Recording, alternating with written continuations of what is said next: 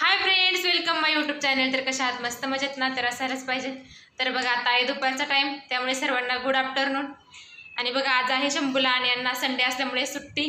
तर आता जायचं आहे बाहेर फिरायला. त्या अगोदर म्हटलं जरा ब्लॉग घ्यावा. तर बघा शंभू बसला आहे इकडे. हाय, काय करतो? काय नाही, गेम खेळतोय. तर बघा उन्हाळ्याचे दिवस चालू झाले, तर हे बसले आहेत इकडे ऑरेंज खात. हाय मित्रांनो. तर बघा काय नाही, यांचं एवढंच असतं. हाय मित्रांनो. तर बघा मित्रांनो, एक गोष्ट सांगावीशी वाटते. तर आताच माझ्या रिलेटिव्हमधून एका भावाचा फोन आला होता बघा. तर मला बोलत होता तर काय चाललंय मॅडम, कसं चाललंय यूट्यूब चॅनल वगैरे. तर कसं किती झाला वॉच टाईम वगैरे. म्हटलं काय नाही, छान चाललंय वॉच टाईमचं. तो बोलतो कसं किती झाला वॉच टाईम, झाला का नाही कंप्लीट. तर म्हटलं वॉच टाईम कंप्लीट व्हायला तू माझे व्हिडिओ बघतच नाही तर कसं वॉच टाईम कंप्लीट होईल. तू व्हिडिओ बघशील तर वॉच टाईम कंप्लीट होईल ना. तर तो बोलत होता. तर तो मला बोलतो की तुला काय, तू व्हिडिओ टाकते आणि माझं इथं किती मी म्हातारा व्हायला लागलो तरी माझं लग्न जुळना. तर तू असं एखादा व्हिडिओ टाक की मी लग्न जुळण्यासाठी काय करावं लागेल. तर मग त्यानंतर मी तुझे व्हिडिओ बघतो. तर मग नाहीतर एखादा असं जुगाड सांग लग्न जुळवण्यासाठी. तर मग मी कंटिन्यू तुझे व्हिडिओ बघतो म्हणून.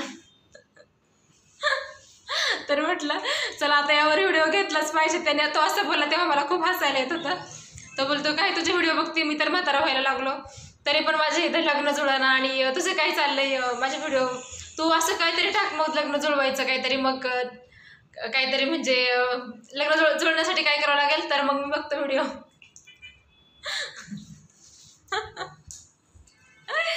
तर बघा तो आता व्हिडिओ बघेलच, पण त्याच्या सगळ्यांना सांगते ज्यांचे लग्न झालेले आहेत त्यांना. तर लग्न म्हणजे आता काही लग्न जुळवण्यासाठी काही जुगाड वगैरे काही असं काही नाही आहे. आता मुली शैक्षणिक क्षेत्रात प्रगती करत आहेत बघा. तर त्या प्रगती करण्यामुळे तर मुलांना मुली भेटत नाही आहे. त्यांची प्रगती होत चाललेली आहे शैक्षणिक क्षेत्रात. आणि मुलांचं म्हणजे शैक्षणिक क्षेत्रात कमी पडत आहेत मुली पुढे जात आहेत. तर सर्व माझ्या मित्रांना मी एकच सांगेल की मुलगी ज्या प्रमाणात मार्क्स घेते, मुलगी जेव्हा 70 मार्क घेईन तेव्हा मुलाने 80 मार्क घेतलेच पाहिजे जिद्द धरून.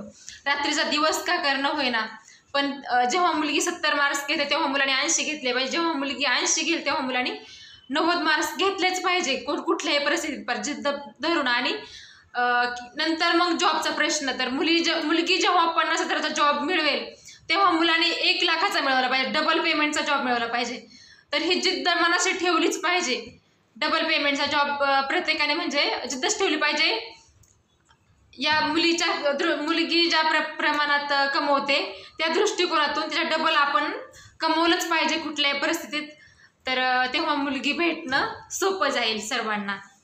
तर बघा काय होतंय आता आजकाल, मुलगी बनते डॉक्टर, मुलगा बनतोय पेशंट, किंवा मग मुलगी बनते वकील, मुलगा बनतोय दुसरंच काय.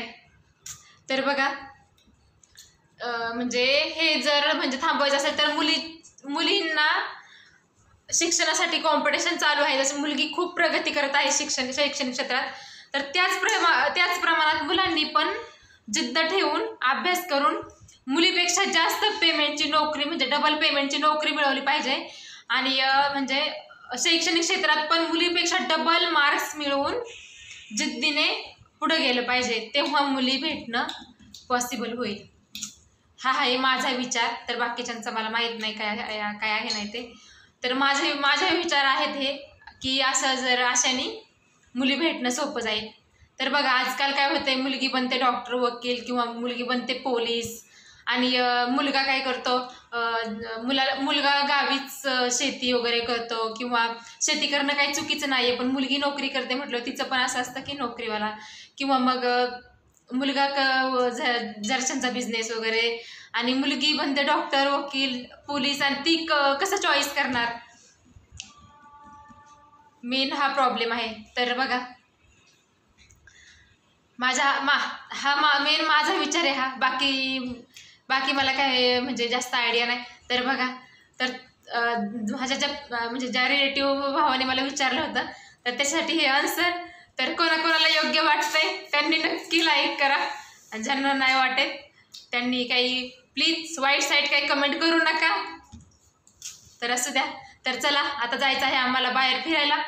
तर कुठं फिरायला घेऊन जातात काय माहिती, कुठं जाणार फिरायला. तर बघा खूप संडे म्हणजे संडे गेलेत मध्ये, म्हणजे 1-1.5 महिना होत आलाय. तर संडेला आमचं कधी बाहेर जाणं झालं नाही. तर खूप दिवसातून आज संडेला बाहेर जात आहोत. इतर दिवशी जातच होतो पण म्हणजे लेट जाणं व्हायचं, त्यामुळे बाहेर लांब कुठं जाणं होत नव्हतं. तर आज संडे म्हणजे आज आहे रिलॅक्स म्हणून आज जायचं आहे.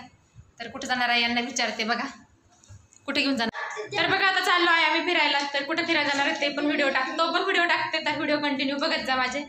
तर तुमच्या सपोर्टची मला खूप गरज आहे. तर प्लीज व्हिडिओ कंटिन्यू करत जा, माझे सगळे व्हिडिओ बघत जा. तर कुठं जायचं फिरायला सांगा ना.